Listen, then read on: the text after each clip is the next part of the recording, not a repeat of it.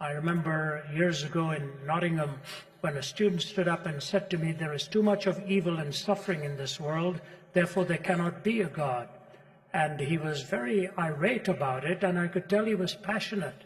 So I said, when you say there's evil, aren't you assuming there's such a thing as good? When you assume there's such a thing as good, aren't you assuming there's such a thing as a moral law on the basis of which to differentiate between good and evil?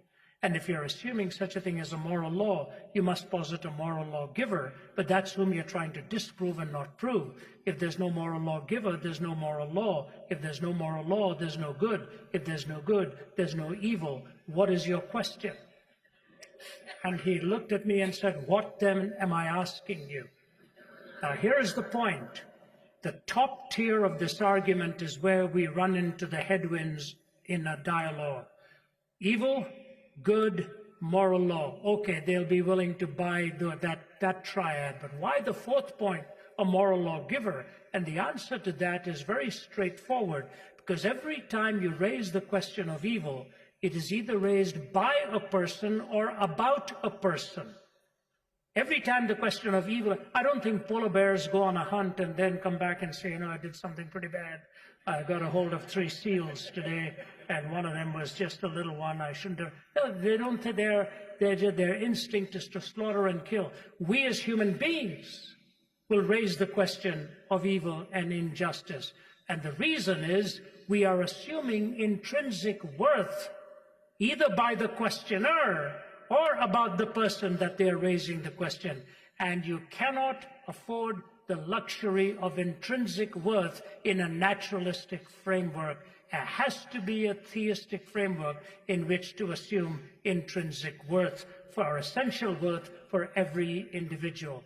That's exactly what I mean by raising such a question. You actually establish purpose and value, which you cannot establish without a worthy and a design creator. That's the first folio. I'm just racing through it. The second folio is this. One of the greatest gifts you and I are given is freedom, the freedom to love. Wherever you have love, you will always have the possibility of pain. Wherever you love, you will always have the possibility of pain. God could have done 4 things with creation. No creation whatsoever, creating a world where there would be no such thing as good or evil, creating a world where they would only choose good, or this kind of a world with the possibility of good and evil. No creation, no such thing as good and evil, or one where we would only choose good, or this kind of world in where there was the possibility of good and evil. This is the only kind of world out of the 4 in which love is possible. Love is not possible in any of the other 4 paradigms. So where the love of possibility of love exists, there will always be the possibility of pain. That goes with the paradigm of the freedom that God gives to us. The third component we must understand is the component of time. And what do I mean by the component of time? If you take your 1.5-year-old to a doctor, and they walk into the doctor's office and all of a sudden see that big syringe being ready, and you say, what is going on here? And then he comes and jabs that 1.5-year-old in the arm till he screams. And a 1.5-year-old goes back and says, I don't understand my mother. She put me in the car, took me there, where he jabbed me in the arm, and she paid him for doing that. But 15 or 18 years would go by, and the child has grown up and said, I know now why my mother did exactly what she did. Ladies and gentlemen, evil does serve a purpose, And one of the things that comes from pain and suffering is the realization that we are broken, that things are not the way we pretend them to be. There's a young woman in Georgia who has the inability to sense pain. She cannot sense pain. She puts her foot on a nail, she will not feel it. If a glass cuts her while she's playing something, she will not feel it. She will not even know that she's bleeding. Her mother was on a television interview and said, my prayer for my daughter every night before I go to bed, Lord, please give her the possibility to feel pain. Because she cannot feel it when her body is being hurt or being destroyed. So you've got the paradigm of God's purpose and the moral law. You've got the possibility of love. You've got the reality of feeling pain. The last thing I say to you is, as a one walking with Christ, you find he gives you the strength to live each day, one day at a time. When I injured my back, I had never felt such pain in my life. Those of you who've got a broken back, you'll know exactly what I'm talking about. I've had a triple fusion. I have 2 titanium rods that are holding me up from L3 to S1. I would sit in my car sometimes and just put my head on the steering. I'd pull over and just cry and say, I can't handle this pain anymore, Lord. And especially traveling. You can imagine sitting in those planes for 13, 14 hours at a time, the intensity of that pain.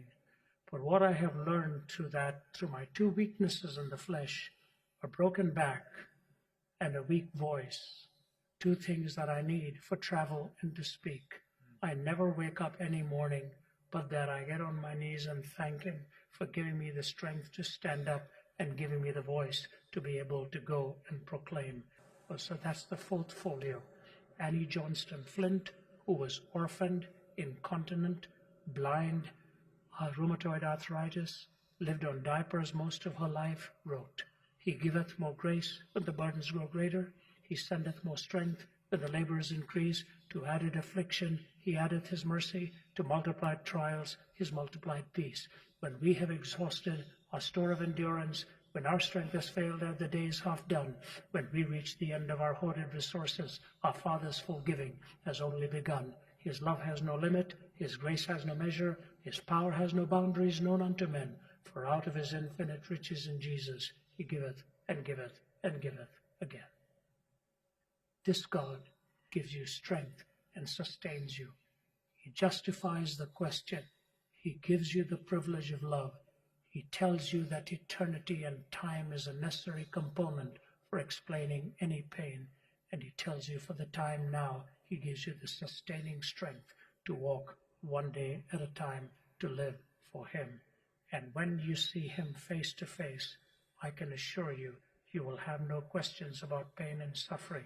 You will only have the question of, why did you love me and give yourself for somebody like me? So trust in him, lean on him. Without him, even the question is very hard to justify. God bless you.